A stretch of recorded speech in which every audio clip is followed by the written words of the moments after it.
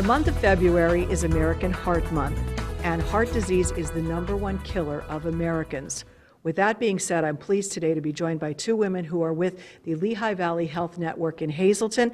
To my right is Barbara Hunsinger, and she is the Regional Director of Non-Invasive Cardiology at both Hazleton and Schuylkill. And also with me today is Laura Jones. She is the Nurse Manager of Occupational Health Services, again, both at Lehigh Valley Health Network in Hazleton. Ladies, thank you so much for being here today. It's a pleasure. This is really an important topic. Why is it important that we celebrate February, or that we name February Heart Month, to get this word out? Well, because cardiac disease is well known, and it is something that we try to contain, we try to teach, and that's what we're here for today. So we want to just give everyone a little bit idea about, what is hands-on only CPR? What does it mean in our community? So hands-on CPR is something that Laura and I have been teaching now for a few years, so that's simple for the community to be able to learn how to intervene if they find someone down. Just remember, cardiac arrest, what is that? It's an electrical impulse that is, basically malfunctioning in the heart. So it causes the person to collapse. And when they go down, their heart is not functioning and it's not beating the way it should. So by doing CPR and intervening, you are probably going to save someone's life. And just remember that, there's a lot of statistics out there, but like 90% of the people that actually go down in a full cardiac arrest actually survive. Wow, well, that's good to know. We recently saw on national television a serious incident with Damar Hamlin, and we know that the quick response by the athletic trainers onto the field probably saved his life. Now we also have a state senator, Senator Marty Flynn, who is proposing Damar's law after Damar Hamlin, so that there would be an AED, which is an automated external defibrillator at all sporting events. Laura, how important would this be? Absolutely important to be able to restart that heart. Doing compressions is definitely #1. We need to get impressions, get that oxygen circulating, but we want to get that heart back to its normal rhythm, and that's what the AED will do for us. It's so important to have somebody there to start the CPR, and he was extremely lucky because all his coaches, I guess, actually, that were there, they started immediate CPR, and that, again, saved his life. Look at him today. I mean, you would never think he had a cardiac arrest there on the field. But 70% of all cardiac arrests happen out of the hospital, happen at home. And that again is why we're so emphatic about teaching our community about starting compressions as soon as somebody goes down. You don't just start call 911, start the compressions. There's just 2 easy steps to save someone's life. And the other thing is, every minute that person does not have someone doing compressions on them when they go down, that takes 10 minutes away from their survival time. So it's just so important. Wow. Extremely important. And I mean, some people do take the CPR classes, Barb, so we know that that's available to do, but you're going to be giving us a demonstration in a little bit so we can show our viewers exactly what they should do. But I mean, how easy is it, to take a CPR class? Anybody can do that, right?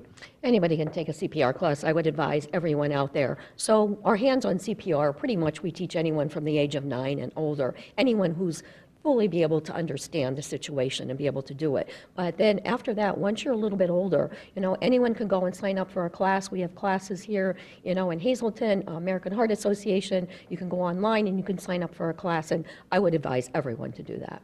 What are the risk factors that we should be aware of for someone, that might be a candidate to have a heart attack?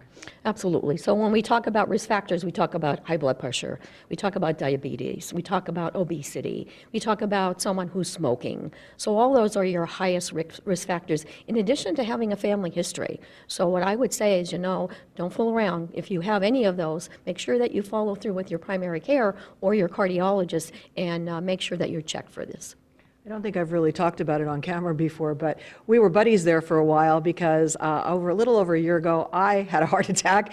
My father had one. There was a history. And so I saw Barb on a regular basis at the cardiac rehabilitation afterwards. So that is very important. And I would have never thought, and luckily my daughter, who's a nurse, was at home with me at the time, got me to the hospital right away, but that's not always the scenario. Correct, exactly. And that's why we see people going into a cardiac arrest, that they don't suspect anything is wrong. And then once they go down, that's why we're here today to tell everyone that you need to intervene if you can. If people at home, Laura, are thinking, like, I've had some funny symptoms or anything lately, like what are symptoms they should be aware of that they should, put up a red flag that maybe you should get checked? Right, left-sided weakness, your arm soreness. Some people just have like a GI feeling, like they're having heartburn. Females have different kind of symptoms. They'll have back pain. One person there actually is on the American Heart Association site. She went to the dentist. She was having just a little bit of soreness, not jaw pain, just soreness with a tooth. And soon as, again, they got to the dentist office, the dentist examined them, she was having a heart attack. They had to call 911. So especially females, again, they don't have the left-sided pain, left-sided jaw pain. They have that GI symptoms, back pain, anything that's abnormal. And especially, again, if you have those risk factors, you don't play around. I would rather you come to the hospital and they say, oh, you're okay, that is indigestion, than you having a cardiac arrest at home. The day it happened to me, I felt really strange. I can't even describe it. Felt very weak, and all of a sudden there was like a tingling in my chest, and it was going up into my jaw. And then all of a sudden it started to go down the left arm. And my daughter's like, you're going to the hospital right now. She goes, you're taking a heart attack. And I thought she was crazy, but she was right. While it's something we hope we never have to use ever, we should still be educated and learn how to do CPR so that, heaven forbid, a situation arises, we're able to help. So Barb, you're going to show us what to do right now, right? We're going to show you how to do hands-on CPR right now. So we're here today that we're going to teach you how to do hands-on CPR. I'm Barb and this is Laura, and we're going to actually give you a demonstration on what you would do. So suppose you came upon someone down and you really weren't sure what happened, and you're walking in the mall here and you see someone down on the on the ground. What would you do? So if you really walk over to that person and you would approach them and you would shake them a little bit to see if they're okay, and you're really not sure what happened, so someone else is really coming on the scene and everybody's nervous, what would we do? So what we want to do is we want to call for help right away. So immediately get someone's phone out, call 911. You can keep your phone right with you and you can keep it down on the ground, put your speaker on and call 911. If there is someone else out there that's coming over to help you, what are you going to do? Tell them to definitely go call for help. Someone else, go get an AED if there is one available, and then you're going to stay with the person. So Laura and I are going to show you how to do hands-on CPR. So you're going to take your hands and you're going to take the palm of your hand and put it right in the middle of the chest. What I would suggest basically is open the clothing if possible so that you can see your landmarks and where you are, and you're going to push hard and fast right in the center of the chest, and you're going to go up and down to the best of your ability. Keep your arms straight as Laura is. Push down hard and fast. And we usually do these two steps to Staying Alive, which is John Travolta's song, just to get you into the beat of doing compressions. And this is what you're doing. So what you need to do is maintain this. You need to continue to do these compressions until help arrives. If you get extremely tired and you can't go on, someone else who is actually with you hopefully can take over, and you do need to continue this. What happens if I'm alone and I can't go on? Then you do need to stop. If you have no service and you can't reach 911, at this point, what I would say is you leave the person, you start going and running or whatever you can do until you get someone on your phone that can help you. And this is how you do hands-on CPR. 2 steps, call 911 and push hard and fast in the middle of the chest. Excellent. All right. So now what we're going to do, Laura and I, is we're going to show you how to apply the AED.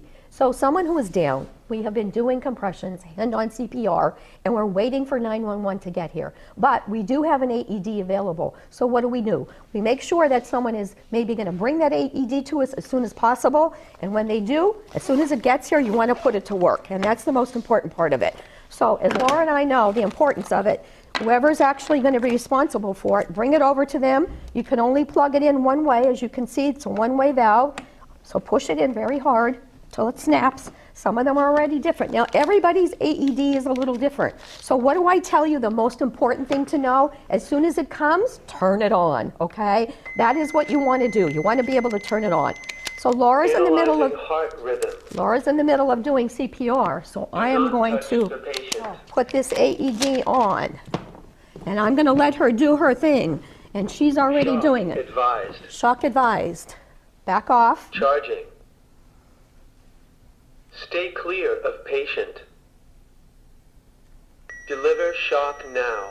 Press the orange button now. I'm pressing the button, and I'm providing the shock. Delivered. Begin CPR. Thank you, Laura.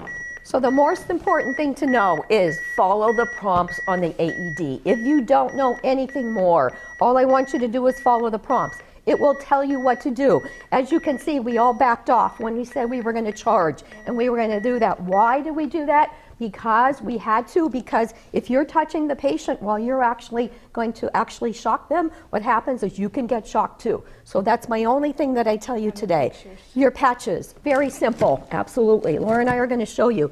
It only shows you what to do, so you can actually see exactly where to place your patches. Nobody is going to stand there and tell you it has to be exactly. So you're going to put on the one on the right upper chest, one on the lower left chest, under the left breast. So remember, your heart's in the middle. Why are we doing this? We're charging the AED up because we're shocking from this patch to this patch. The heart's in the middle. What are we trying to do? We're trying to get that heart back into a normal rhythm. So that's our goal. That was a wonderful demonstration that both of you did. Hopefully that will help our viewers. I mean, it's easy if you know what to do. Yes, it is. And I mean, we know it by heart. But for everyone out there, I just wanted to make sure that you're aware. Just remember, do the best you can. Get your help, call your 911, start CPR on them, try to see if there's an AED, and you do the best you can to try to save this life. Absolutely. And we want to stress that if your organization or you have an organization that would like to learn what Barb and Laura just did, you can contact Community Relations at the Lehigh Valley Health Network in Hazleton. You can call 570-501-4249, and you can get your group of 20 or 25 people to learn these life-saving techniques. Laura, thank you so much. Barbara, thank you so much.